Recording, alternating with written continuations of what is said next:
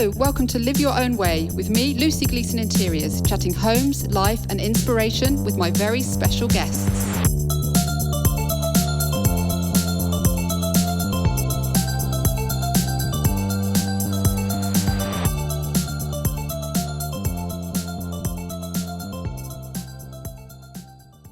Today I'm chatting to property expert, writer and broadcaster Kunle Barker.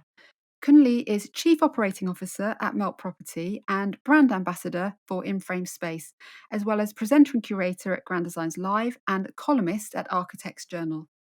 He's also a judge for several prestigious awards, including British Home Awards and International Property Awards. If you love ITV's Love Your Home and Garden, like me, then you'll also have seen him working alongside Alan Titchmarsh on the show. Now, you may well be wondering at this point how he has time to fit it all into a career.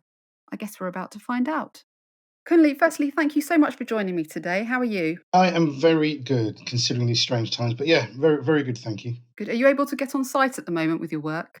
Yeah, we are. So we do it in a sensible way, and we only do it if we have to. So I tend to only visit sites, our development sites, so where there are no people sort of living there, and it's much easier to control your interactions on those kind of sites. But yeah, we're still working full steam ahead, really. And are you based in London? Yep, I'm based in northwest London, a place called Dollis Hill, just around the corner from where I was born, actually, in Willesden. And I live there with my wife and 2 kids. Oh, I love Dollis Hill. I really do. I miss London. I'm in Suffolk now, but I grew up in London. Oh, so, and you know Dollis Hill? Wonderful. I know Dollis Hill very well. Yes, yeah. So I was going to ask you. Obviously, you have a very busy career. You're curating, presenting, and also with your own property development company. Where did your interest in homes begin? I think I hadn't realised this until I was asked in an interview last year, and I think I'd always been interested in buildings. I think, and I'd always been interested. I always remember as a kid, my father worked for British Telecom, and I don't know if people know, but the exchanges were these beautiful old Victorian buildings, and you can see them; they're still in existence, most of them, and they're spectacular. And I always he would some Saturdays he would take me to work with him, and I always remember staring up at these huge buildings and the detailing on the windows and the detailing in the exterior facade, and just marveling at it. So I think I was always interested in building things, and I think any kid was interested in Lego and Meccano, and so in a weird way I've always been interested in the built environment, I guess. Okay, and then you went on to study construction at Leeds University, is that right? Engineering, actually, manufacturing engineering. I studied engineering and then I did a master's degree in human resource management. So, And what does it entail, doing that kind of degree, then? How long does it take? So the first degree is 4 years, including a year's placement, and it was effectively, it's all about manufacturing systems and how you manufacture things more efficiently, more effectively, and it was fascinating, and it was all about the emergence back then, because it's quite a while ago now. So this was all about the emergence of CNC technology, robotics, and it was absolutely fascinating, and in a really strange way has come full circle, because recently, with my job, the works that I'm doing, we are dealing with that kind of technology. So we're dealing with modular construction in terms of not just people's houses, but there's a company that we've just helped launch called In Frame Space, and we are developing a system. We've developed a system, a modular system, where we can manufacture people's garden rooms for people and extensions, and in fact houses for people, in a factory. And also on top of that, things like CNC design in architectural details like staircases and furniture.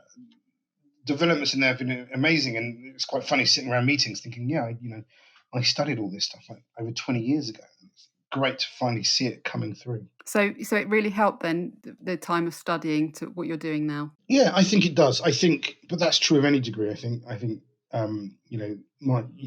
you just need to learn things, and it might not be apparent at the time. When I was 19 or 20 years old, sitting in a the robot lab in Leeds, I'm not sure that I thought that, all these years later, I would be talking to people about decorative details on staircases that were manufactured using the technology I was looking at the time. But it is funny how, the more you learn, the more things come back round and become useful. Yeah. So when you left university, obviously then you're working and you developed your construction company, and then you're working. You have to learn to work with trades. How do you learn all the different aspects to it and how it all merges together? Um, you learn as you go. You learn on the job, as it were. I mean, there was there's a gap, a slight gap between. When I left university, actually, I set up a PR company and an events company in Leeds, and we ran that I ran that with some buddies of mine for 4 or 5 years. Then came to London to take on a job on a for an internet startup company, which was the precursor. I guess it was a portal which put people together. So this was in the days before Google and things. And I did that, and then eventually got into property development and went back to Leeds and bought a student property, renovated it. That was a big learning curve. I mean, back then again, it wasn't like there was no YouTube, there's no Google. So I think I was buying these big DIY books and looking up how to plaster and how to paint and how to do all these things. And you just learn as you go. And it is in essence the best way to learn. Yeah, and from that first property, you've obviously gone on to deliver thousands of residential refurbishments and even schools and sports centres. So, how do you find all the right people for the job? Because obviously, there's a lot of people involved. It's probably your biggest single challenge in running what we were at the time um, a, a subcontractor. So we were working for bigger companies like the tier one contractors like Kiers, Balfour, Beatty. But your biggest challenge, I think, and it's true today. I mean, today I work for a development company, a boutique developer called Melt Property. And again, when we're looking at our supply chain and how we deliver things, the biggest thing to get right is hiring the right people. And some of that is instinct, some of that is knowledge, some of that is inspiration, and the rest is perspiration, i.e., you have to kiss a lot of frogs to get your prince. And also, actually, you just talking about instinct. I was going to ask you, do you instinctively know when you see a new property what you're going to do with it, or does it take time and planning? You don't instantly see. No, you have an idea because you have almost like constructs already in your mind. The work that I did when I was running my own company is very different to what I do now working for Melt Property. We have when I see a site, I have an idea of what we need to try and achieve. That may that may change as things progress. And working closely with our CEO Evan McDonald, who has 20 years experience doing big developments, he will his input is really interesting because he sees it in a different way to me. So, but things do change. But you have a rough outline. The best way to put it is you have a draft idea, and then that you work on that as things progress, and ultimately it probably changes quite a bit. Okay, and how do you deliver on time? How does that happen? Or is that a loaded question? No, that is not a loaded question. How do you happen to you focus and you organize and you have the right supply chain, you have the right people, um, you you make sure that everybody who is involved in the project understands your goals, because actually construction has normally three global goals. One's time, one's quality, and one is price or budget. Now, depending on who you're dealing with, those things are in slightly different priorities. So actually, the key is to understand your client's priority and understand what you want to achieve, and make sure that's communicated to your team, and to make sure you've got a good team around you who have the skill set in order to help you meet those goals. Yeah, and who's your first point of call then usually? Is it the architect when you start working on something? Yeah, it normally is actually. Most things do start with the architect. I mean, when I'll see a site, I'll have an idea, but I then go to the architect and speak to them. And that is true of for Melt, I'm doing a 140-room hotel in Clapham Road at the moment, and we've got a few other big projects like that. It's true of that, or it's true, when I was running my own company, when we would do a new extension, or we would rebuild a house for somebody. You start with the design, and if you get that right, you've given yourself the best opportunity to get your project done on time, on budget, and on quality, which is the three mantras that I tend to sort of live by. Yeah. And are you seeing more women in the world of construction now? Yes, I mean, for years when I ran my other company, I did a lot of work with an organisation called Women into Construction, and we made sure that we had women within our supply chain, that we had women working for us. In fact, our senior management team were 50% women, actually. Oh, that's good to hear. Yeah, and and we had lots of women in trades. I mean, it's difficult because there are barriers. And actually, I sort of designed and ran a course aimed specifically at getting women into construction. And the idea was to break down the barriers, and we ran that in partnership with Camden Council down at King's Cross, actually. And there's a place down there called the King's Cross Construction Skills Centre, which is on I think it's on York Road. And we ran a course there, and we invited women to come along. And on Monday we showed them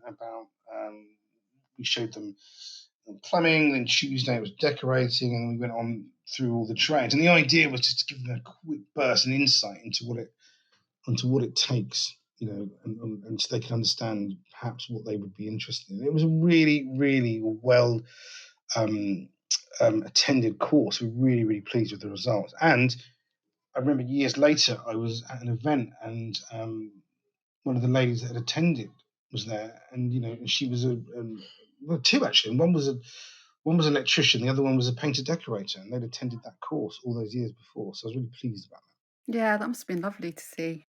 So, and you also mentioned that you have focused on sustainability, which has come up a lot actually on my podcast recently, which is really good to know. How do you approach it with your work? So it's one of the principles that underlines anything that we do. We want to deliver projects in the most sustainable way. So zero waste, which is a big ask if anybody's ever been to a construction site, to do something in zero waste. In fact, when I was first told about that, it took them quite a while to convince me it could be achieved, but it can be. Zero carbon, so that the projects that you build are not impacting the environment negatively. And that includes the embodied carbon. So that includes the materials you use and how you put the building together. So that's the carbon it takes to make a piece of plasterboard, or to make a window or something, to make sure all of that is as low carbon as possible. And it's really interesting because one of the other things that I'm doing at the moment is I'm working with the government, promoting the green grant, the Green Homes grant, sorry. And that's fascinating because if you look at the issue that we have with sustainability and with reaching this net zero target that the government set us, there is no way that we can meet that target unless we tackle the existing homes, the existing houses. 80% of the issue is already built. And so we need to tackle those. So the Green Homes grant is kind of fundamental, really, if we're going to hit that target, because people need to make their own homes more sustainable. And again, it's pretty straightforward stuff, but it's insulation, insulate the loft, double glazing, make sure your doors are well fitted, and then it goes up the chain to things like air source heat pumps and things like that. But there are things you can do at the bottom of that spectrum that will still make a big difference. And these are all things that you can actually do to an existing home as well, are they? That's the whole point of the Green Homes grant. Is that it's a grant. I think it's £5,000 or 10,000 if you're on a low income, and they will cover, I think, 60% or 66% of the work that you're having done. So that is kind of really interesting. It's a really interesting way. So what we're working with the government on is producing a series of my idea, which we've not agreed on yet, is to produce a series of videos, effectively a kind of video channel where we will be showing people a few things. One, we'll be showing them what they should be looking at doing in their home, the order in which they should do those things. So, for example, there's no point in fitting a kind of really efficient underfloor heating system if you live in a old leaky Victorian house. It just won't work, and you won't get the benefit. So we explain to people that first you have to start with the fabric of your buildings. You have to make sure that that is airtight and well insulated. Then you can move on to how you distribute heat and then and then maybe you can think about how you generate heat. So you can move away from a gas boiler into something like air source heating, or there's even this company called SunAmp who use a chemical reaction to produce heat. So I don't know if you've ever seen those hand warmers you get when you go skiing, and they're kind of liquid, Oh, cool. and then you press the button and they go hard. Yeah, but there's a reaction going on. It produces heat. Well, effectively, this company does that to produce heat. There's a heat transfer system, and they use that to heat your hot water. They then pass a current through those batteries, and then they become liquid again. I think, from memory, the last time I went skiing, the ones that you have in your hand, I think you boil them or something, and then they become liquid again, and then you can keep reusing them. So there's lots of really interesting technology out there. Yeah, well, speaking of technology, obviously it's ever evolving. How far do you think we can go with it in our homes? Do you think it's just gonna keep on changing and evolving? Yeah, you can go all the way. I mean, but you've got to tackle it in terms of how you retain heat. So that's how well insulated your home is. That's the first problem. Then you can start thinking about how that is generated, and then how it's distributed. So if you tackle all of those things in that kind of order, I mean, the generation of the heat and the distribution of the heat can be tackled together or in different orders, but as long as you've got a kind of plan. But if you can do that, then there is no reason that all of our homes should not be completely not off grid, because you'd be still connected to water and sewage, but certainly producing most of your own electricity, which is then used to heat your home and even cool it as well, if need to be. Yeah, I like the idea of that because the summers just feel so hot now. Having a cooler house would be lovely. So you've won various awards over the time. You won not long ago Property Expert of the Year and also Design and Build Company of the Year at the same time. Were you expecting to win both? No, we weren't actually, and it's funny, not necessarily awards that we applied for. People sort of ring you and say, you've been nominated and you've won these awards, and look, and that's great. But I think um, the thing that I'm really that really rewards you is when you provide someone with a good home, where you change someone's life for the better by improving their home. Or, because I don't really work in that subcontract business anymore, so what I really do is I help people, or guide them into how they can improve their homes, how they can improve their lives, and those are the things that are really rewarding. And you're doing that kind of with your YouTube channel as well, aren't you? Because I'm subscribed and I do watch your videos. And then obviously your TV career has come along. How did that happen? Quite by accident, I think ITV were doing a new show for with Alan Titchmarsh called.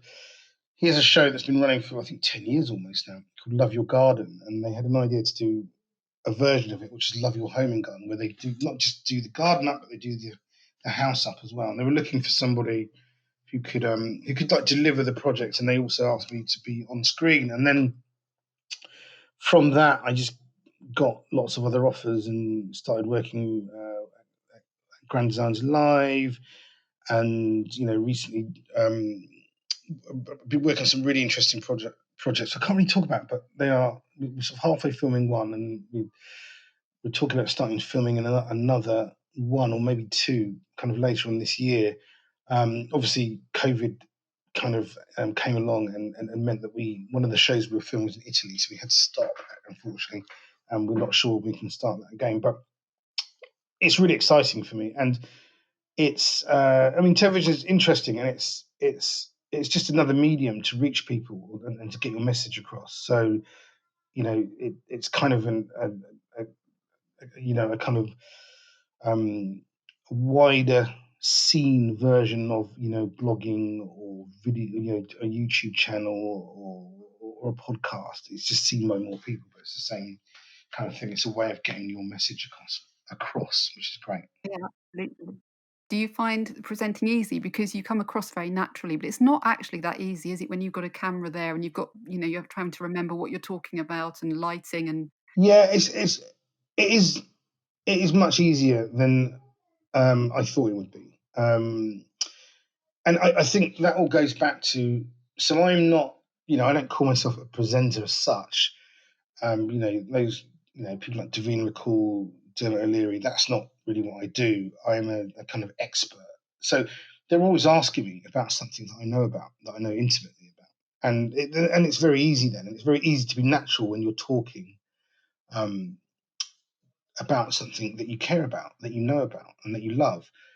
Having said that, though, when you watch an hour of TV, we've normally shot 50, so there's a lot of stuff that you don't see, and we do have to do things again because it doesn't feel right, or So when I say it's easier than I thought, I mean it, it kind of is, but even now I'm thinking actually, yeah, you do have to do a lot in order to get that, because I'm not an expert in it, but I've been very lucky to work with some great, very talented people at ITV, and working with Alan Titchmarsh was just phenomenal. Just seeing, the guy's work ethic, his passion for improving people's lives, which is all incredibly genuine. I mean, he's exactly the same off screen as he is on screen, which is lovely.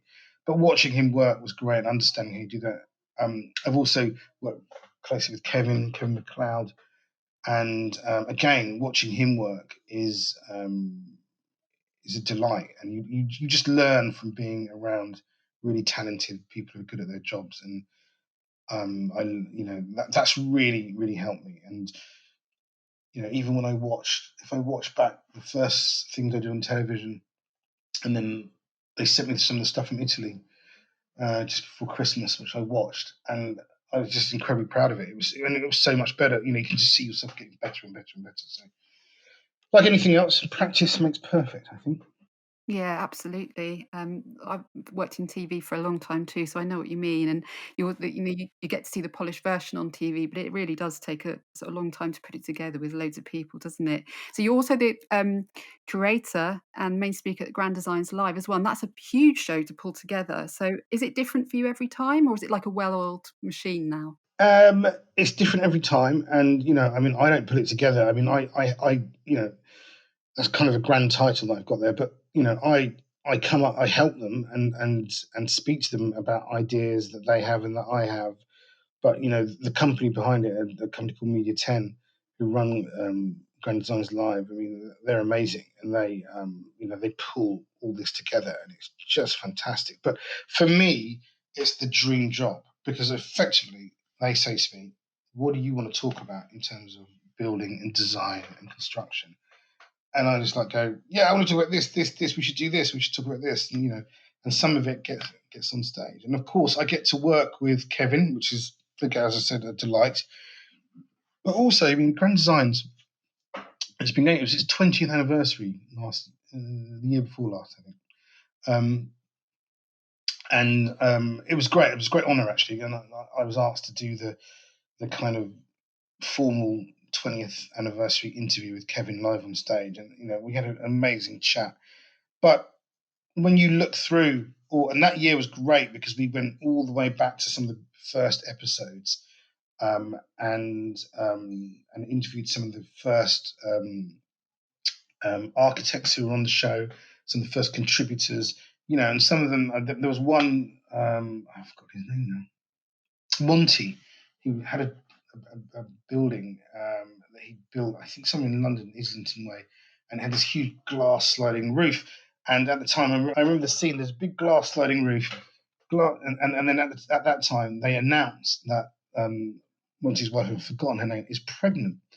And when I was on stage, because this was like the second or third episode, so this was like 15 years, no, not episode, second or third season, and then when we were doing it on stage 2 years ago, their son was there, the son that was, yet to be born in that in that part of the episode, and it was just great to interview him. And he was on stage with us when we were chatting about it. And it's been amazing to see the journey that some of the architects who've taken. And actually, people don't really talk about it much, but it seems to be a really good springboard for architects, good architects at least, anyway. And there are at least 3 or 4 that I know where that was their first project as a practice, and they've gone on. They're all still around doing great things at the moment. So it's a great kind of brand to be associated with. And for me, it's I can't really call it work. It's just it is the kind of personification of my hobby, my greatest hobby, which is homes and design. Well, it's very lucky, isn't it? Talking of which, you're talking about, past, people who've built their houses. I spoke to Tom Raffield recently on the podcast, who built this steam bent house. His, Oh yes, of course, yes. incredible. So they've just had so many beautiful homes. You're really, really lucky. What kind of questions do you get asked the most when you do Q&As on the show? It's all the same stuff. Should I pay a deposit? How much should I put? Do I need a contingency? Should I have a project manager? How do I choose a builder? What sort of contract should I sign? It's always those kind of. So it depends who you're talking to, but those are the kind of real kind of getting to the meat of it questions. Then you get other questions such as should I have an open plan living space, or um, what kind of kitchen should I go for, or should I move to a bigger house? And those sort of questions are a little bit more difficult to answer. And I think with those, all you can give really is advice based on my knowledge of what I did, what worked and what didn't work, and also things that I've seen. Yeah, and is it affected by lockdown, the show? Are you doing it online instead, or how's that working? So we did a series of Instagram live shows over the first lockdown, which was fantastic. And then one of them we interviewed Kevin, and that was great. And at the moment, we didn't do anything online. But at the moment, all plans are about the event, which is due to take place in it'll be May in London, and then October in Birmingham. Okay, that's good. I'm looking forward to that. And also, you write a column for the Grand Designs magazine, don't you? Is that monthly? Yeah, I haven't written for the Grand Design magazine for a while. What I'm doing monthly at the moment is a column for the Architect's Journal, and I do a monthly column for them about kind of anything I want, really. Although when I say anything I want, I mean they leave it to me to come up with the ideas. I have to kind of pitch them to them. But yeah, and it's been great. I've been able to cover, the opportunities for architects in post-COVID, what they should be looking at. I've been able to look at diversity within architecture a couple of times. I just finished. One was published on the 1st of February, which is about the new ways that architects are using video conferencing to engage with clients, and new ways of charging clients to kind of make architectural services more available to more people. So it's great fun actually.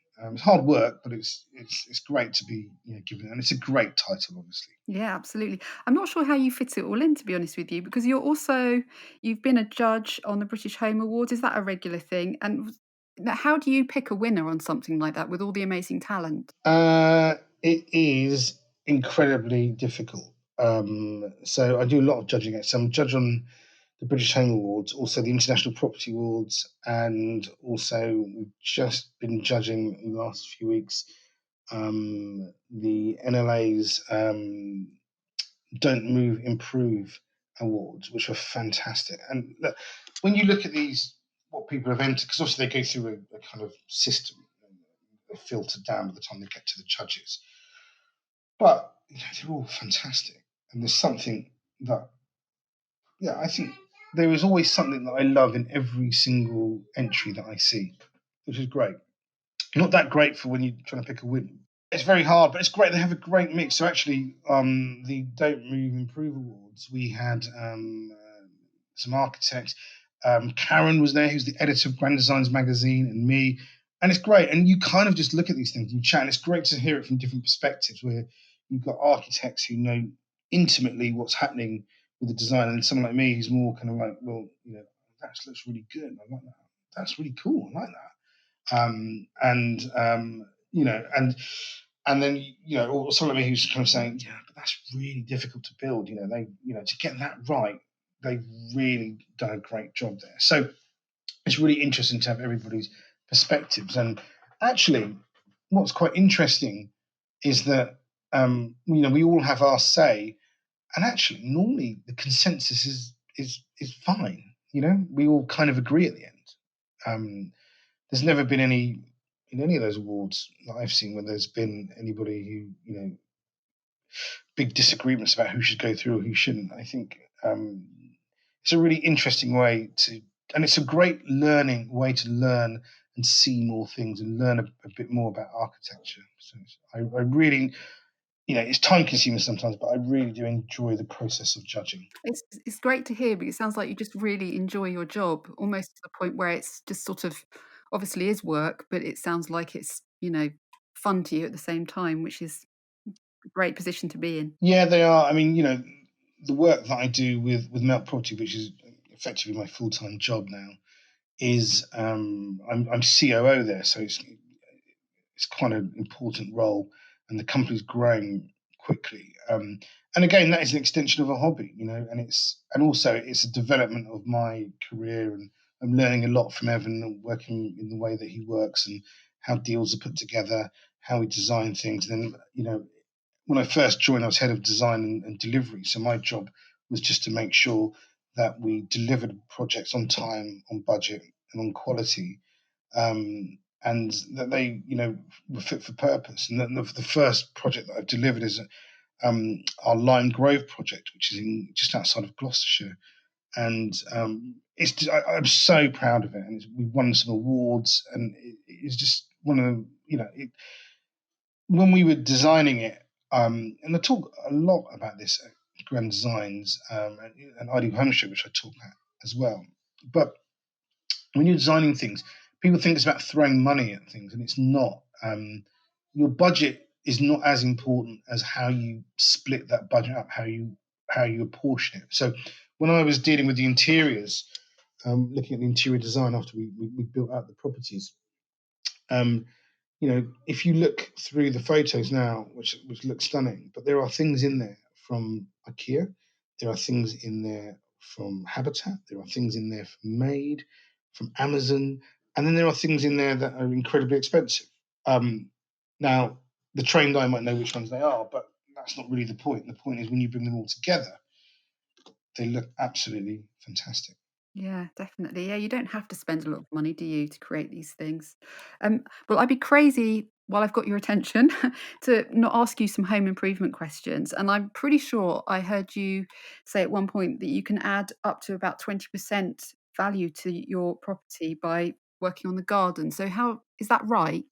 Yeah, I mean that's what the research says. Yeah, absolutely. You can at least 20%. A well-maintained, well-kept garden will add 20% to the house, the value of your house, which makes sense because if you think that the part of the value, a big part of the value of your property is the land itself, and depending on where your house is, where you live, if you think about how much of that is built and how much of that is just land, like garden stuff, well, it would make sense because a big part of your plot isn't built on, is your garden, maybe your front, your rear garden.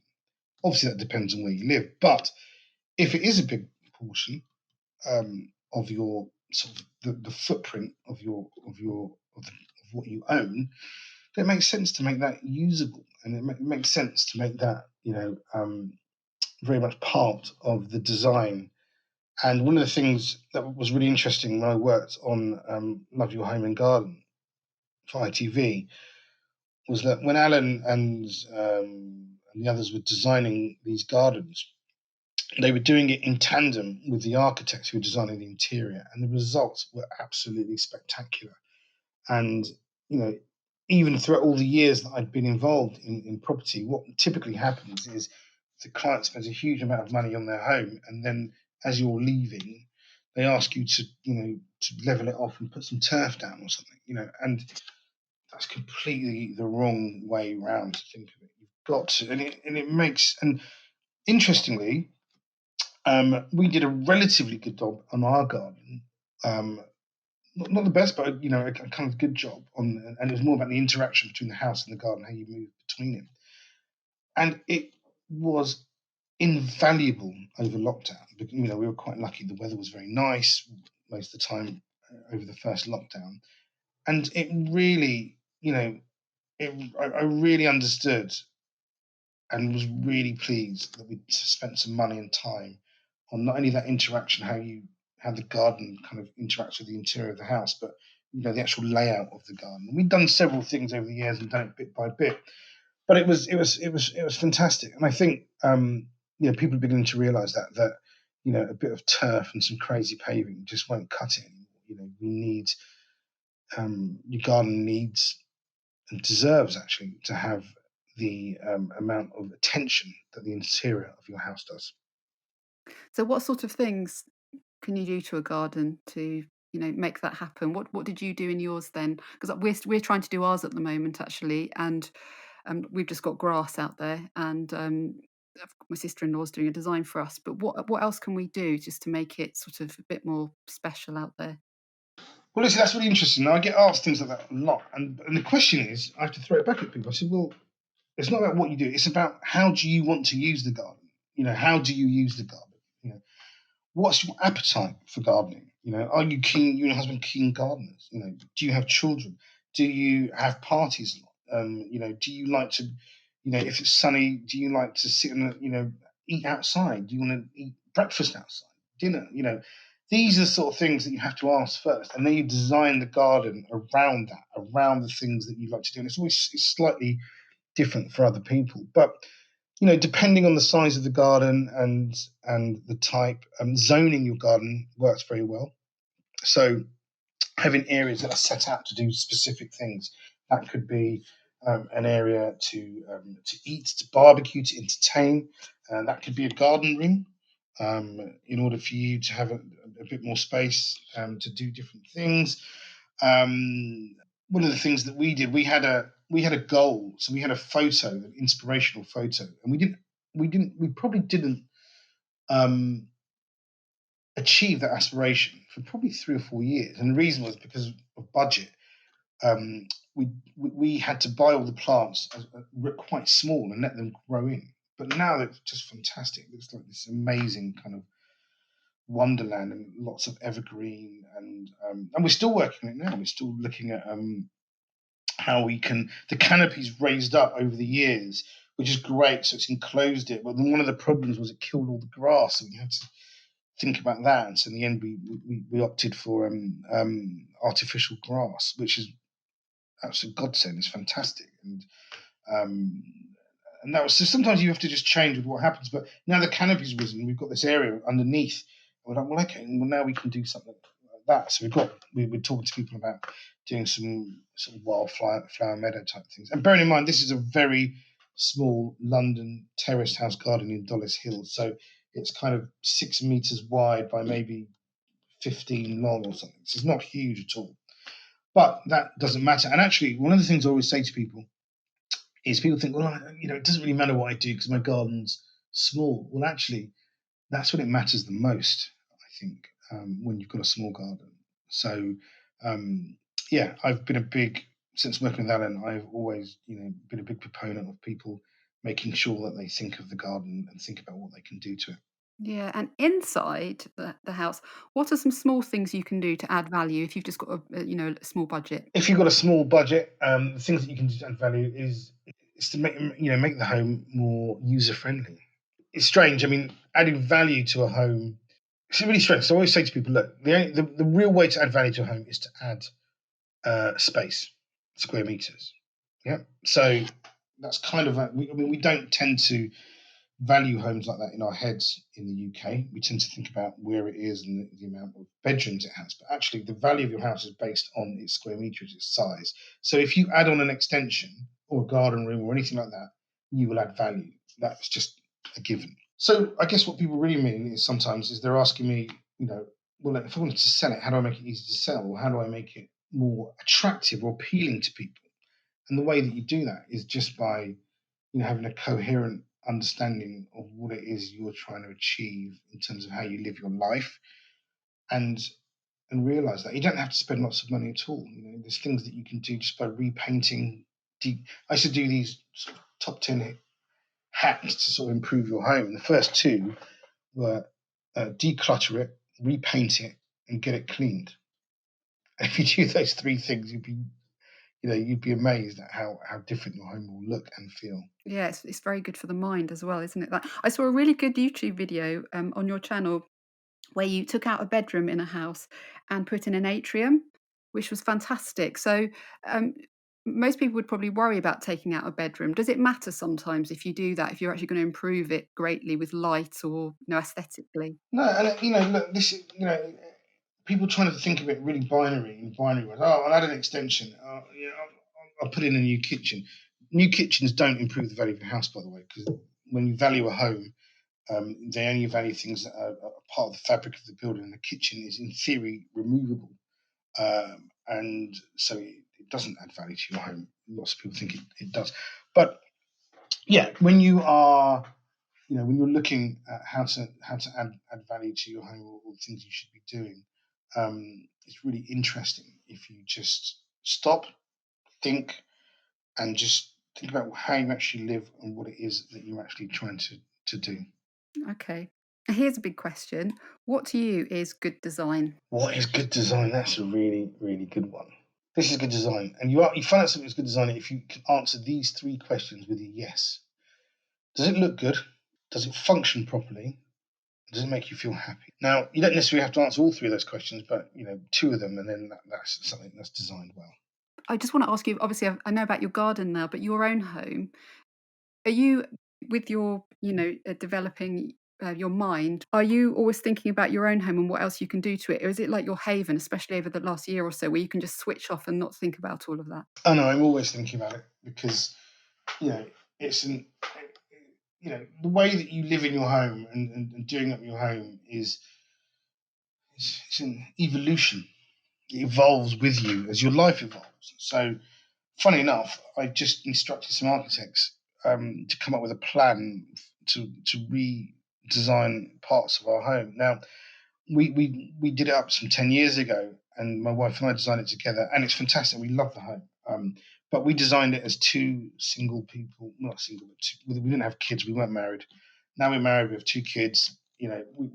All of a sudden we found that this great kind of huge open plan space on the ground floor is not quite what it was, sort of 10 years ago in terms of our lifestyle, because that's moved on. So it's almost impossible to keep the place tidy.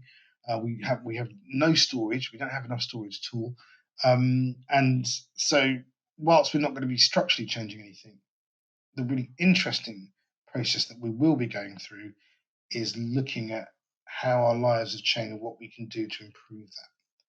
And so my answer to people is just, keep improving, keep going. But yeah, every time when I'm always seeing things and think, oh gosh, that would be great. But it's more important actually that you and that's why you need an architect, I think. It's because you need a kind of coherent idea of what you're going to do. Otherwise, it's kind of like asking your kids to, when you ask a kid to make a pizza, and you tell them what do you want on it, and they just say all the things that they like. So they say like, oh, gummy bears and chocolate and honey. You can, if you try and do your homework yourself, it can be a bit like that. You can just see, I love that, that tractor seat bar stool that I saw in that hotel we were in. Oh, I love that light fitting in that restaurant. And then but it probably doesn't work together. It doesn't work in terms of what you're trying to achieve. So that's the kind of thing that architects are fantastic at helping with. They're good mediators as well, aren't they, if it's a couple, because they can pull the ideas together rather than, like you say, coming up with hundreds. So no, I was just going to say, no, that process, a lot of people won't want to instruct architects because they think their project's too small, they don't have the budget. And I've always been, I work a lot with the RIBA about sort of trying to be an ambassador for architecture and for architects and their service. It's really important that you speak to an architect, even speak to one.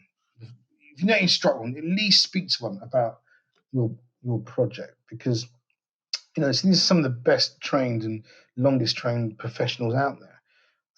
And your home's really, really important. And sometimes all you need is somebody to effectively to kind of curate the ideas that are in your head and kind of pull them together in a way that works for you. And if and people say, "Oh, but what about the extra money?" And I said, of course, there's a fee for using an architect, but I would prefer that somebody doesn't buy, that brand new flashy kitchen and uses some of that money to hire an architect, because after all, that brand new flashy kitchen will not be brand new and flashy in 5 or 6 years. However, a well-designed space will be that forever. Yeah, I couldn't agree more. And they're not, people assume that they're going to be expensive, but that's not necessarily the case, is it? No, and look, you can. There are architects for all types and scales of jobs. There are, architects who are one man or one woman bands. There are small firms. There are big firms. And if you go to like the RIBA website, there's a service. They have a free service called the Find an Architect service, and you can type in your postcode. You can type in the scope of works in terms of, I want to build a house, or I just want an extension, or I want a new kitchen extension, and you can type in your budget, and they will put you together with architects based on that criteria. So more often than not, they are not that expensive. And also, I've always said this as well. Before, when I ran the contracting business, 80% of the jobs, we used to run a service called Project Rescue, where we'd go into jobs that had gone wrong. 80% of those jobs would not have gone wrong if the clients had used an architect. So the question really is, can you afford not to use an architect? Yeah, actually saving money a lot of the time, aren't you? Absolutely. Yeah, well, that is great advice to end on. Just to say thank you very much for your time and advice. Pleasure. It's been lovely talking to you. Lucy, thank you very much. If you'd like to visit Kunle's website, then it is over at kunlebarker.com, and his Instagram is at Kunle Barker.